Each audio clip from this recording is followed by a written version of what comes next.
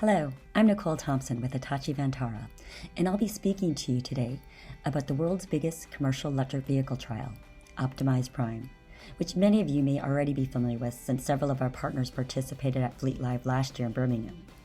But for those of you who didn't attend, I'll share a brief overview about the program, and for those of you who did, I'll also provide an update highlighting some of our team's key achievements to date. Following this presentation, everyone will have the opportunity to ask questions to our partner panel, which includes Dr. Sung Pilloy from UK Power Networks, James Bracegirdle from Hitachi Europe Social Innovation Business Group, Anna Pearson from Royal Mail Fleet, John Laws from Hitachi Capital Vehicle Solutions, Stuart Fowler from Centrica Business Solutions, and James Rooney from Centrica's British Gas Fleet. Before we begin, I'd like to thank the organizers for inviting us back, and we hope everyone enjoys our session. Optimise Prime is the world's largest trial of commercial electric vehicles, studying their impacts on the electricity grid and developing new solutions to help businesses accelerate their transition to EVs. The project is part funded by Ofgem's Network Innovation Competition and is delivered together by Hitachi and distribution network operators UK Power Networks and Scottish and Southern Electricity Networks, along with 3 fleet partners including Centrica, Royal Mail, and Uber. The project will be collecting and analyzing data on 3 types of fleets: those that charge vehicles in depots like Royal Mail, those that charge at home like Centrica's British Gas Fleet, and vehicles that use public charging or combination of both public and home charging like Uber. The project's ultimate aims are to reduce carbon dioxide emissions while reducing the cost of the EV transition for Great Britain's electricity customers. To provide you with a little bit of history, the consortium was formed in 2017 and was awarded project funding by Ofgem in 2018 and started delivery in January 2019. The project was intended to complete in 2022, but due to challenges with vehicle availability and the impacts of COVID-19, which exacerbated this by the shutting down of vehicle manufacturers, as well as not being able to go to people's homes to install chargers, the project is now expecting to continue until early 2023. The key questions the project is seeking to answer is 1. How do we quantify and minimize the network impact of commercial EVs? 2. What is the value proposition for smart solutions for fleets? And then 3. What infrastructure is needed to enable the EV transition at scale? To answer these questions and achieve the aims of the project, we need to take a whole system view by creating a new collaborative ecosystem where we're bringing together organizations from across the value chain that might not usually work together or may in some ways even be competitors.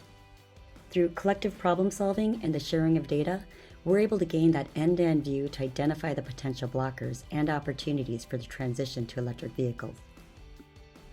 When large-scale fleet operators make a decision to switch from petrol or diesel to electric, the impact will be instant to the network operator, especially with fleets like Royal Mail, who charge multiple vehicles in single depots. These depot-based fleets present potentially significant issues to the energy networks. These challenges are amplified by customers taking a risk-averse approach and overspecifying connection requirements and not utilizing electricity network capacity efficiently. The planning for sites tends to be done on a worst-case scenario. While deploying a large number of chargers on a single site could result in prohibitive cost connections, in some cases the cost to electrify the site could be higher than the cost of the vehicles, making the transition commercially unviable. The transition to electric also adds far more complexity to the role of the fleet operator. Royal Mail is the largest fleet in the UK with around 46,000 vehicles across 1,700 sites, where the network capacity varies across all the sites, making the depot design and modeling very complex. In our depot-based use case, the project is designing a depot planning tool to aid fleet operators with the electrification of their sites, providing them with assurance the connection capacity meets their actual operational requirements rather than overspecifying. We're also developing the profiled connection assessment add-on functionality to the network operator's existing network planning tool. Through these tools, we'll be able to implement profiled connections, that basic capacity requirement on the actual network capacity used by each depot throughout the day.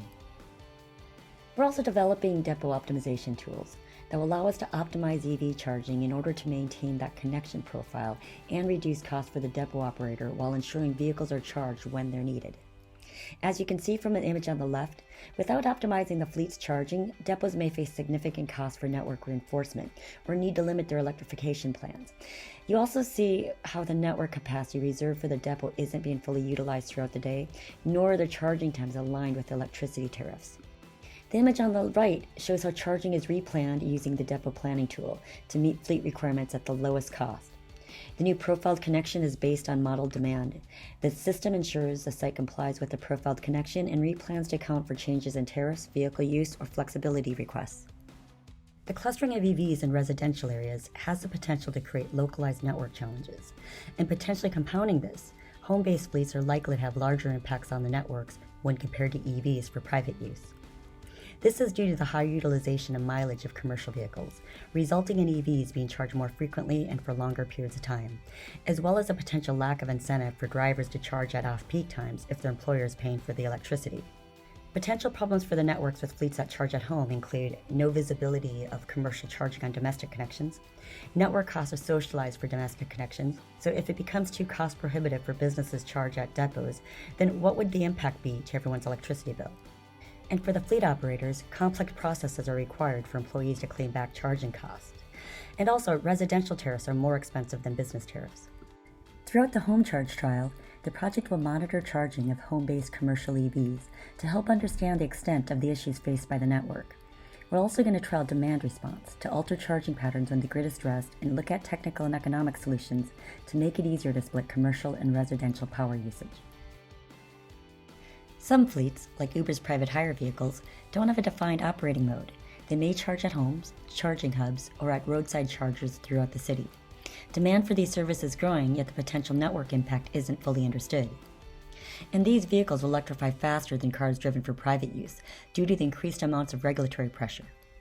In London, all new private hire vehicles must be zero emissions capable, accelerating the EV growth in this area. The challenge for network operators is no visibility of the demand for this fast-growing industry, and for the private hire vehicle operators, it's around the availability of charging infrastructure and lack of understanding for their drivers' charging behavior.